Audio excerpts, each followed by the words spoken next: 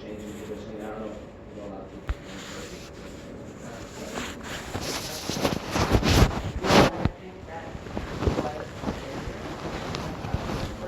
Yeah, for you, yeah, for him, yes. Okay.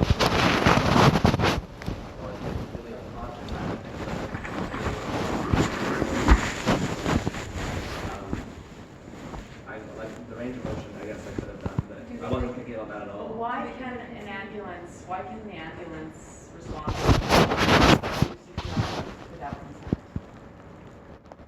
It's Life and death. Is it life and death for me also?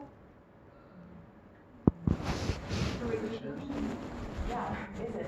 For any Does it affect treatment, my quality of life if you don't treat me till I'm conscious, right? How does it affect me?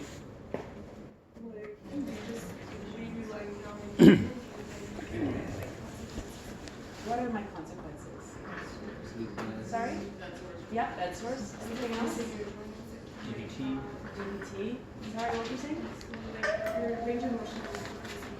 Right? Right? Anything I can catch in the hospital? If you guys don't take care of part of me? Sorry, I see what? yeah. Right? Anything else? Right, ulcers were said. Anything else? This is a cardioresp class. Anything like around here that could happen? What kind of infection? Yeah, hospital-acquired pneumonia as well. So what I was explaining in the lab, I don't know if you agree with me, is that if the patient is a level of care 1 or something, then that means that they desire all the medical services they need to have the highest quality of life. And that includes physio, part of the medical team. So that's, in my opinion, implied consent. Like if that patient hasn't chosen to have level of care 4, where they just want to be comfortable while they die, then physio is involved in making them healthy. Yeah, so in some patients, when a patient doesn't have the capacity to make consent, then consent is implied, except if there is an advance order rejecting, like I don't want intubation, I don't want to leave, if I get to this situation, I don't need medical care. So except there's an advance order, consent is implied. All you need to do, which you try to do, but you need to do it and move on for an unconscious patient, is that you still need to talk to them. At times, the sense of hearing, they say, is the last to die. So when a patient is unconscious, many times when they wake up, they're going to remember, oh, I had one nurse saying like I'm fed up. I had one doctor saying he's not going to make it. I want to see that person, but he was unconscious. So we don't know when they're processing the sense of hearing. So we still tell them, this is what I'm going to do. I'm a physiotherapist, this, but the consent is implied. We don't wait for a response and then we're going to advance with the treatment. Because right now this patient is not in a position, doesn't have that capacity to give that consent. So that was the first barrier. Have we gotten across dealing with that barrier? Now, once we've done with the consent barrier, my next question is what? So he has answered part of my question. He said he's not going to be doing some things, right? In the treatment plan, he's going to change them. But what things would you think you'll be doing? Okay, before I come back to everyone, so let me come to Joel here, ask you about. So, Joel, before you came to see this patient, okay, your group, you didn't recognize the patient was unconscious, right? So, but when you came in, did you have, what problems did you want to address with this patient? Based on the chart, knowing that there's a low level of consciousness. Okay. So my target is just to move the patient doing the passive range of motion, because she can only respond to pain. Like, if you inflict pain, she can just withdraw. Okay. But she cannot participate any active movement. So my target is just to do passive range of motion and just turning. Because okay. So on your problem list, which problem did you want to address? Because I want to go back to the problem list, because you guys had nice problem list. All right, and those problems should actually be addressed, even Yeah. in this low functional level patient. So the issue is how can we address them? So what problem do you think you're addressing? Well, number one is the risk of DVD due to immobility. Okay, so this was part of what you worked on, okay? And Do you think you addressed any other problem there? So right now, for the whole class, I'm just bringing him back because I want him to connect the problem he's seeing with the patient with the treatment he gave. So why did you give percussion? I don't know. Okay, No, you know why. You know why. No, he just felt you were sidelined, he was on your back, so it was good to Yeah, give because like percussion. she's already Just on like spontaneous. sideline position, so I have the chance. to give For the percussion. access. Yeah, But why do you think you need percussion? like just to mobilize the lung, maybe, you know. Okay, so now looking at our problem list, everyone. So this patient obviously has poor gastric issues, and it is a problem. Can we address it in this unconscious patient? Well, he kind of did. He put her into right sideline, which, Did he put her on right side line? left side. Okay, He well, wasn't the condition. well, I meant to put it in right sideline. Yes. So you need to still, though the patient is low functional and have a problem, but you need to still connect the problems you see with the treatment. He meant to deal with bed sores, but he wasn't thinking of poor gas exchange and which part of the lung is contributing to that. So he didn't integrate that problem of gas exchange, though he's addressing another problem of decreased DVT. But the position he chose to address that would have worsened the gas exchange for the patient.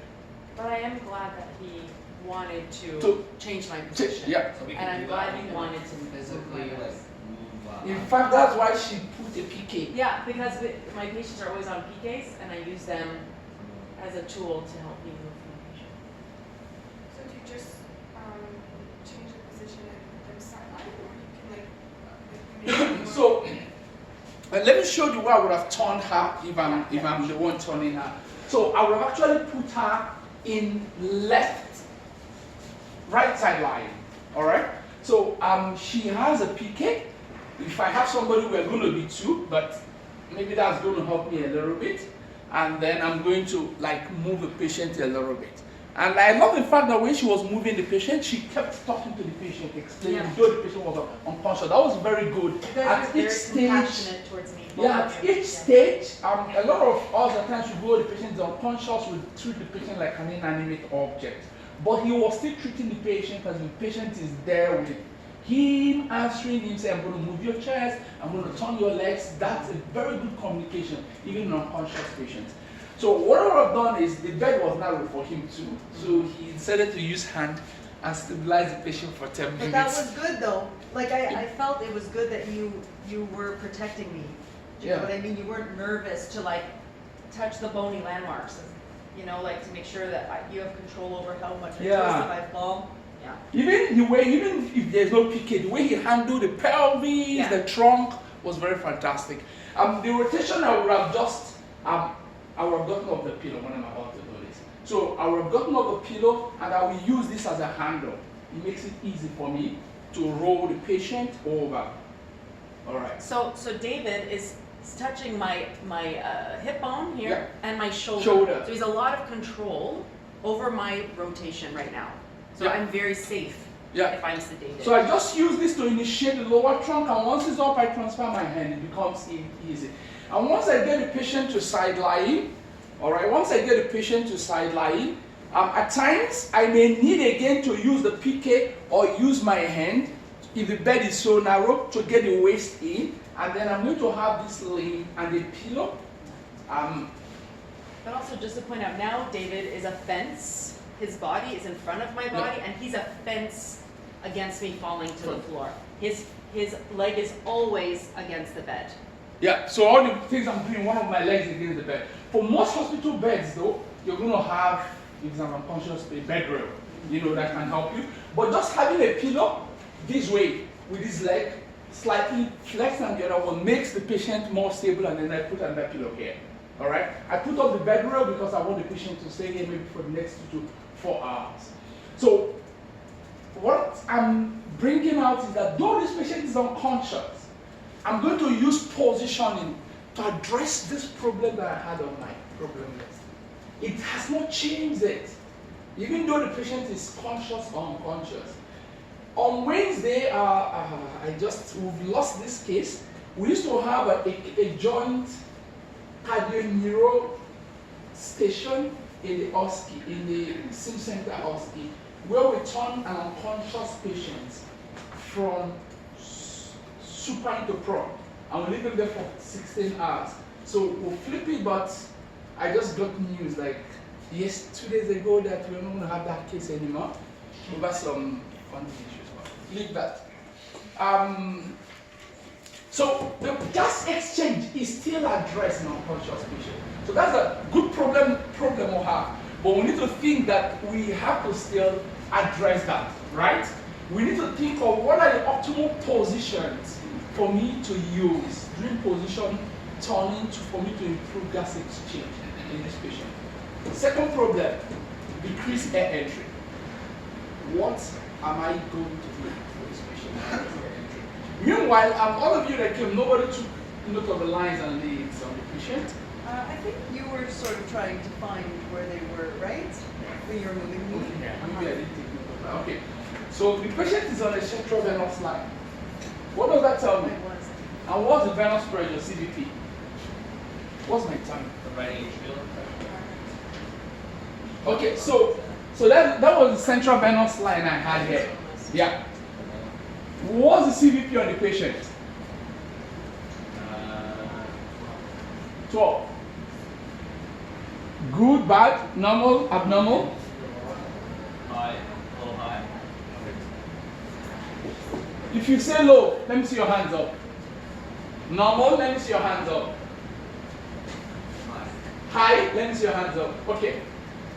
So if the central venous pressure is high, what's the patient's blood pressure? Okay, so what should I be monitoring as I'm changing the patient's blood pressure? As I'm changing the patient position. So I'm interested in the patient's blood pressure, right? I'll also be looking at the patient's, okay. So, yeah, I'll put an eye on the patient's blood pressure. So what can I do concerning decreased air entry?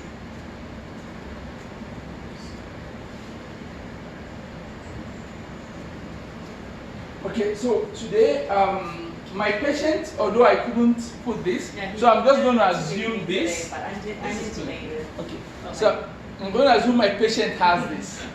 And it was not, so what are you going to do? What are you going to do concerning the patient's air entry? It's a problem, it's not a problem.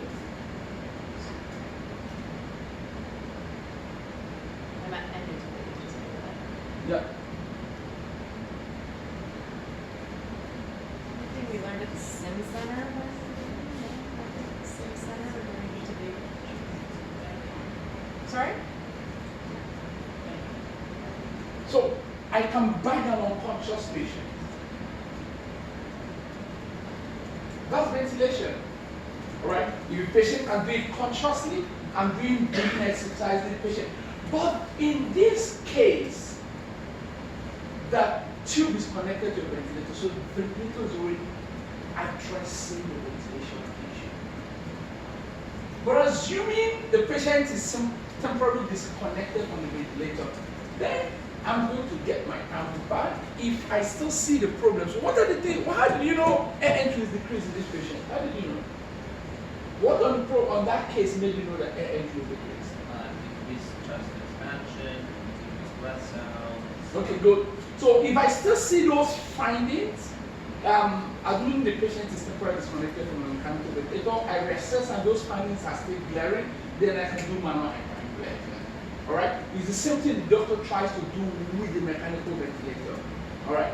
So mechanical ventilator 25/0, on that case, what does it mean?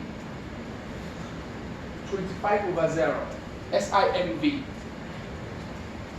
Sorry? Sorry, explain. Yeah, so what does that mean? Mechanical ventilator is 25 synchronized with the patient's natural respiratory rate. 25 is. Like, wouldn't you only give that sign B if they have a spontaneous breathing? If they had it, then not spontaneous breathing, then they would not be uncontrolled. I'm saying that we should spontaneously breathing, and then but there's no spontaneous breath without a ventilator.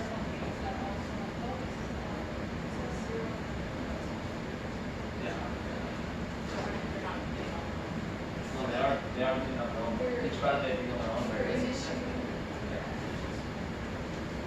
all right? So that's the patient's breathing pattern. So we can do something for the decreased air entry. Then decreased mobility, risk of DVT. I think that's part of the problem he addressed, right?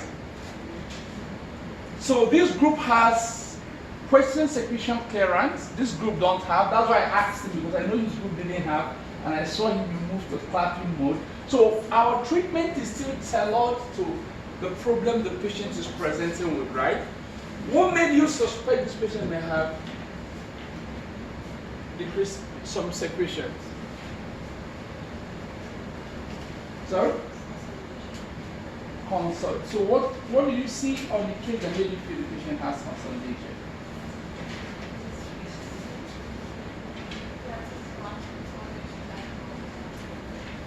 Okay. So does consolidation always mean secretion? So remember, sorry?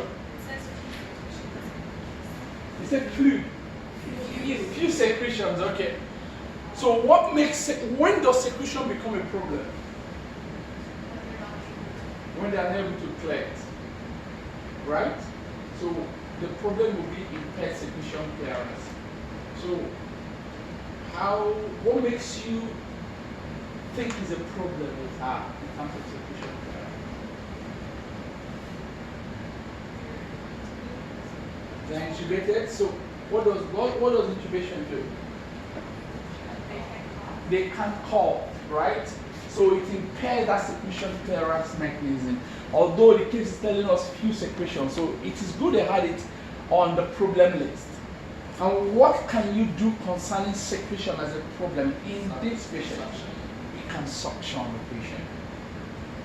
Do you see how we have the same problem, but the patient we are having is changing the approach of the treatment? Does that make, are you connecting the dots?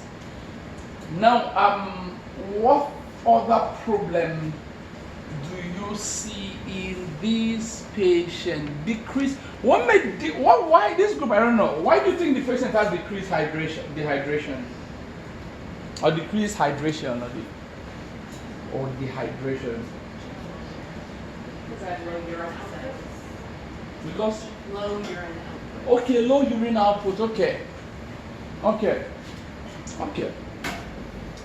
If I suspect that because of urine output, I'm going to look at the patient's nail bed, I'll look at the skin, I'll look out for signs of dehydration, because sometimes it could also be the kidney reacting to septicemia. Alright, but I didn't think of it, but that's a good thought from where you are coming from. I'll put that under question so that I can look at that. So, sorry? Yeah, so and then if it is a problem in a conscious patient, I can educate about that. In an unconscious patient, it's the physician that deals with the IV fluid. So it will not be a problem on my problem list directly, right? Personally, I've never addressed it, but I've seen in some cases, some students dealt with here where they treated the patient on hydration, which is actually very good. So. How many minutes more do I have? Okay, I have 2 minutes or 3 minutes. I don't know which clock to use, McGill or my clock. Why is McGill's clock always late? Do you guys, should you do passive range of motion on the upper extremities as well as the lower extremities? Right? Do you guys know how to do that for somebody? Can somebody do that? She's unconscious again. She's not unconscious. So like for the shoulder, I mean, I'd obviously watch the lines and these. I don't want to compress them or anything. So that would be here. I would just do it like this. Shoulder. And then you can also do like adduction. So for elbow, I would do this. And then we also have wrist, which would be here, wrist. And then depending on like what the problem is, you can either hold it or just use like a normal kind of passive range. Alright. So normally a patient, after a while, their hands start to become like this. So what are you gonna do for my hands? So then you can also stretch the fingers. What about my thumb? Stretch the thumbs as well. What about all together? Like this. There we go. What about my elbow and my shoulder together? Elbow and shoulder together for extension. Or all, or like, So you can do it like this. is there a movement you can do that is so principle? Elbow and shoulder.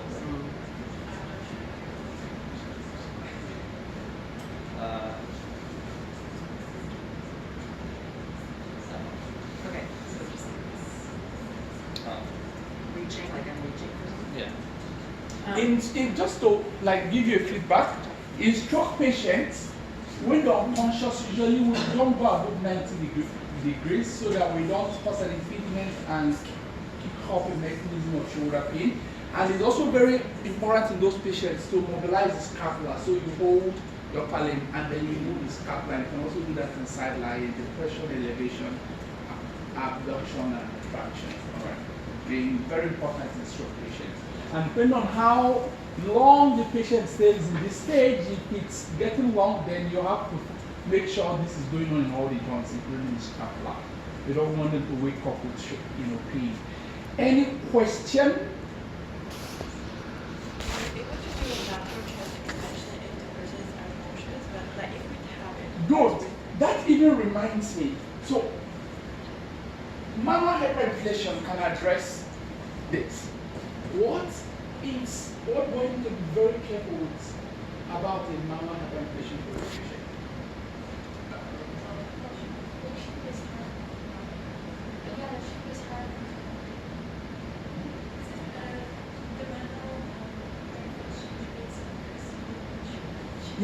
Yeah, the blood pressure is really low. So if I do manual hyperinflation and the patient is having CBP that is high, I increase intrathoracid pressure, I decrease blood return, I decrease cardiac output in the patient who is already having hypertension. So it's a flag for me over there. I may or may not, depend on how much I feel that the patient is an issue, because it's going to worsen the hemodynamic instability.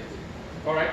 So if I can't do my manual hyperinflation, I bring out the doctor, I tell they get very careful. What's the tidal volume? How many volumes are they using to replace this patient?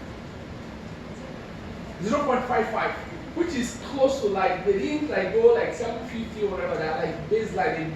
They also be very careful. But their PEEP is high, slightly risky, probably that's why they're also having a lot of issues that are coming on the hemodynamic side. But the patient's lungs are collapsed. Ordinarily, if it's an unconscious patient, I want to give the patient an end respiratory hold, but they don't have it, so they have to use the PEEP to try to open up those airways, right? So another thing I can do on ventilation for this patient passively is also the same positioning. I can use positioning to maximize ventilation. So which position will maximize ventilation in this patient? The first question you need to ask yourself is, where do you want to ventilate?